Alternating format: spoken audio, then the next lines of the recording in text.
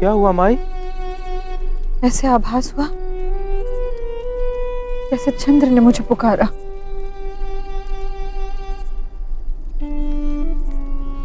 कोई रक्षा करो।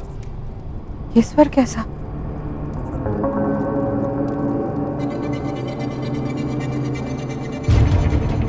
चुपचाप मुझे ये बकरी दे दो, अन्यथा मैं तुम्हें जीवित नहीं छोड़ूंगा। मुझ जैसे दरिद्र पर दया करो। ये बकरी ही मेरी जीविका का एकमात्र स्रोत है। तुम भले घर से प्रतीत होते हो। तुम ही सोचो, जब तुम्हारे माँ बाप को तुम्हारे ऐसे व्यवहार के बारे में पता चलेगा तो वो लोग कितने दुखी होंगे। ये कटार देख रहे हो? ये मुझे मेरे पिता ने दी है। उन्होंने ही मुझे ये सिखाया है कि इस संसार में कोई अपना सगा नहीं होता। हमें केवल अपने अस्तित्व की चिंता करनी चाहिए। चलो अब चुपचाप मुझे ये बकरी दे दो, अन्यथा।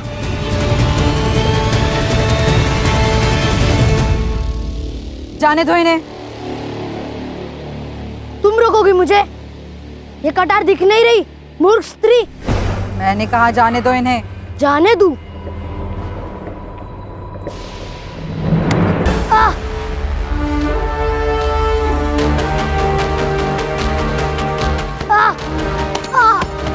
अगली बार किसी दुर्बल पर बल का प्रयोग करने से पहले सोच लेना, समझे? चलो उठो, जाओ।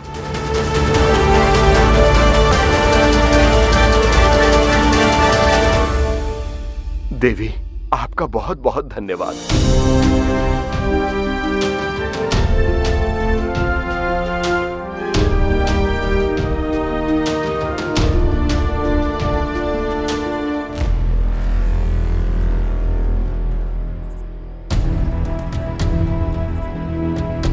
क्या सोच रही हैं आप माई? यही कि यदि चंद्रगुप्त ये देखता तो क्या करता। अर्थात? हमने जो देखा वो एक कड़वे सत्य का अंश मात्र था स्थूल। उस बालक के जैसे अनेकों बालक है यहाँ, दिशाहीन, जिन पर हमारे देश का भविष्य निर्भर करता है। कल जब चंद्रगुप्त लौटेगा पुनः देश का नेतृत्व करने, तो किस प्रजा का नेतृत्व करेगा? इस दिशाहीन और लोभी प्रजा का, जिनमें ना ही आशा है और ना ही मानवता। नहीं स्थूल, हमें कुछ करना होगा।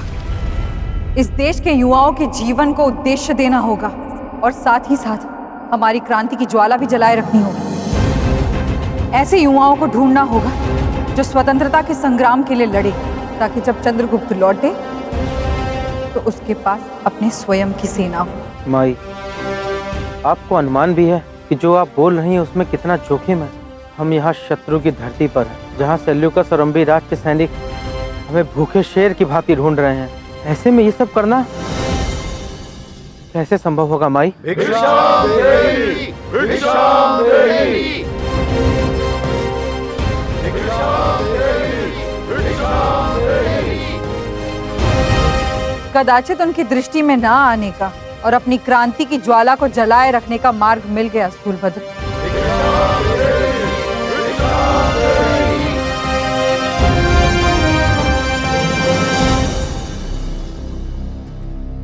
आचार्य, मैं इस राज्य के भविष्य के लिए कुछ करने की इच्छुक हूँ, किंतु मुझे आपकी सहायता की आवश्यकता है। क्या आप मेरी सहायता करेंगे? अवश्य, क्यों नहीं।